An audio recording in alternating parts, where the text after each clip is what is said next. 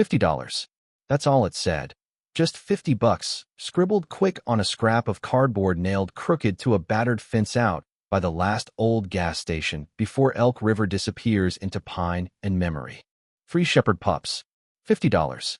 Most folks drove by, never even slowing, until a cop, eyes burned out by grief, rolled to a stop on a day he wasn't looking for anything at all. Not anymore. Not since the world took everything that mattered. But then came a bark, one sharp, pleading yelp that split the silence so clean it made his heart thump like it still wanted to be alive. Ethan Granger knew he was about to dig up something deeper than loss, something twisted up in the hills around Elk River, a secret that might finally give his restless soul somewhere to land. You ever wonder if dogs remember the ones who love them? You ever believe a second chance is hiding right where nobody's looking? Yeah, that's this story. It's late September, and the valley smells like storm runoff and dying grass, the last of the thunder moving out, but the air's still restless, heavy, itching at the skin. Elk River is the kind of town that used to mean something, and now it's just tired buildings, boards across storefronts, paint peeling off walls like old sunburn. The sky's got that washed out. Cloudy look, sun flickering through like a light bulb about to quit. Ethan's behind the wheel of his county cruiser, engine mumbling to itself, uniform hanging loose now where it once fit proud. His eyes used to pin you in place, used to make you feel safe or guilty, depending which side you were on. But these days they just drift, watching the world like he's not convinced any of it is real. 92 days since the crash took Ellie and Caleb, the wife who was his whole heart, and the shepherd she'd loved since he was the size of a loaf of bread. Caleb had been a retired K9, all muscle and patience, shadowing Ellie's every move. And just like that, gone, both of them, in a blink, leaving Ethan alone with a grief that tasted like metal and old coffee. So he's out on some back road with no destination, just moving so he doesn't turn to stone, when he sees it. A rusted gas station, only one pump left standing, roof half caved in, and a sign scrawled in marker. Free shepherd pups. $50. Box taped up beside the trash barrel. The pups look barely 8 weeks old. Ears too big, fur like cheap wool. Eyes all different stories. One of them, lean and watchful, gives a single bark that hits Ethan like a slap. Another, paler, frantic, starts digging at the side of the box like he could tunnel out of trouble. The third, dark as old coffee grounds, doesn't move at all, just stares at Ethan like he's been waiting.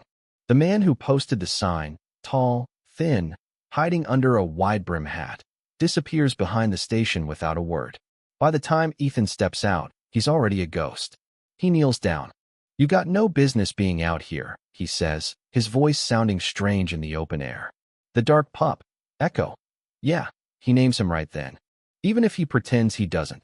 Gives a bark that drills through Ethan's armor. It's Caleb's bark, all the way down to the quiver at the end. And for a split second, it feels like Ellie's right there too. Ethan's hands shake as he reaches out, not to touch, just to be close. The world narrows. You know what I mean? Sometimes a sound will just slice you open and all the hurt spills out. He looks around. No note, no collar, no nothing. Just 3 abandoned souls. Against every instinct, he opens the cruiser door. All right, boys. Let's see what happens now. The ride home is quiet. Pups don't make a fuss. Ranger, that's the alert one, sits up straight. Milo, the anxious little guy, curls up in a ball. Echo, the mystery, just stares out the window, memorizing every bump in the road like he's recording it for someone else. The cabin's not much, peeling paint, 2 rooms, porch sagging into the yard, but it's the place Ellie loved, and right now it feels hollow enough to swallow him whole. Inside, the house creaks and groans, smelling like old fires and lost time.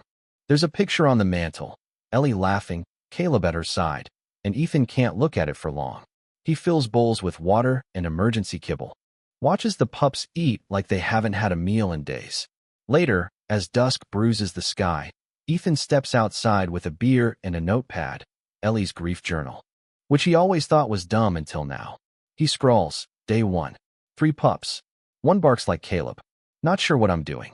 And for a second, it's almost funny. Night drops hard. None of the pups sleep where Ethan wants them to.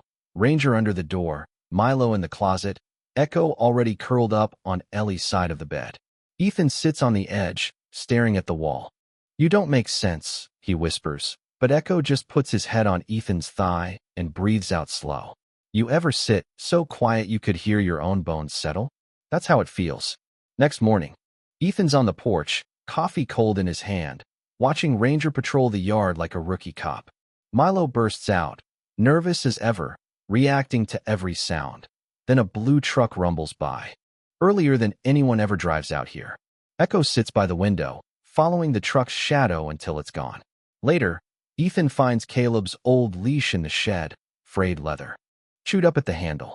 He hangs it by the door, the past hanging with it. That afternoon, a delivery guy named Clay shows up with a box of puppy food Ethan doesn't remember ordering, must have clicked it by accident last night. Clay tries to chat, but Ethan keeps his guard up. Milo barks.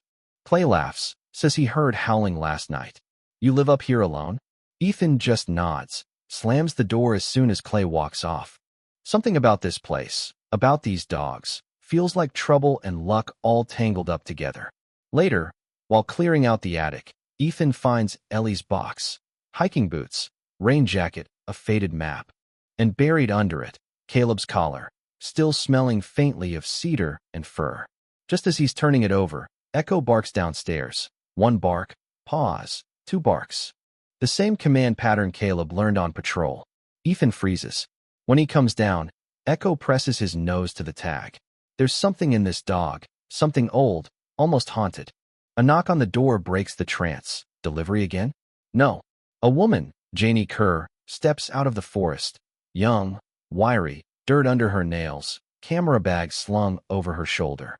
She used to volunteer at Whispering Pines, the animal rescue that shut down after some ugly rumors. Dogs disappearing, night shipments, money vanishing. She remembers a shepherd named Echo. Trained too well, too obedient. Says she quit after a tech died in a car crash. No one looked into it. Ethan doesn't ask why she still comes back. He knows what it's like to chase ghosts. Ranger finds a torn tarp, a plastic crate stenciled K9-113A Echo. Echo sniffs it, then looks up at Ethan. "You were supposed to be somebody else's tool," Ethan whispers, "but you found me instead." The air goes thick, the forest leaning in like it wants to listen. That night, Ethan digs into Ellie's files. He finds photos. Ellie with a woman in a gray trench coat, Melissa Crane. Janie had mentioned her, a name that smells like danger. When Ethan shows Echo the photo, the dog growls, hackles up, memory flickering behind his eyes. A flash drive hidden under the porch reveals Ellie's last voice memos. She knew the pups weren't normal. They respond to commands nobody's taught. One barks just like Caleb. "If anything happens to me, don't believe it's an accident. Find Echo." Ethan listens, jaw clenched, feeling Ellie's presence in every word. Then, a black SUV idles outside the house. No plates. Tinted windows, headlights burning a hole in the dark. It drives off, but the threat lingers. Storm breaks, thunder rolling in as Ethan checks the yard, flashlight beam cutting through rain. Echo leads him to a spot near Ellie's old herb garden, buried under the dirt, Caleb's collar, a lavender ribbon tied around it. "She brought you here," Ethan whispers, and Echo presses close. Trembling, but unafraid. Suddenly, headlights sweep the driveway.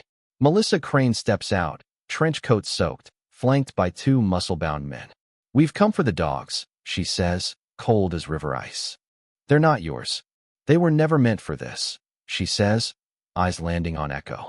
Ranger and Milo block the door. Echo pulls at Ethan's jeans, just in time to dodge when the men launch. Before anyone can react, sheriff's lights flicker through the trees. Dan Orville and FBI agent Faye Lanning arrest Melissa for conspiracy and animal cruelty. Echo barks a code sequence, Ellie's old emergency call. Faye blinks, stunned. Backup code. My wife taught it to her dog. The system works. Justice, for once, lands on the right side. Afterward, in court, Judge Vaughn listens as Ethan stands, voice rough but sure. "I didn't choose them. They chose me. They aren't blood, but they're family." She grants him permanent guardianship. The three pups find their paths. Ranger trains as a PTSD service dog with Deputy Joel, Milo bonds with a little girl at the therapy center, and Echo stays, quiet, unshakable, always by Ethan's side. Some nights, the house still aches with absence. But every morning, Echo waits by the door, watching the sun climb over the trees, and the world feels possible again. On good days, all three dogs run the yard, tails wagging, Milo's ears flopping, Ranger's stride sharp as ever, Echo trotting behind, not chasing, just belonging. You know, in the end, family isn't who you're born with. It's who shows up when your whole world's gone sideways. Sometimes God answers with muddy paws, a bark that sounds like home, and a second chance you never saw coming. So if you believe every soul, 2 legs or 4, deserves that shot, let me know in the comments. Share this story if it hit home. And remember, love doesn't need a reason, and sometimes neither does hope.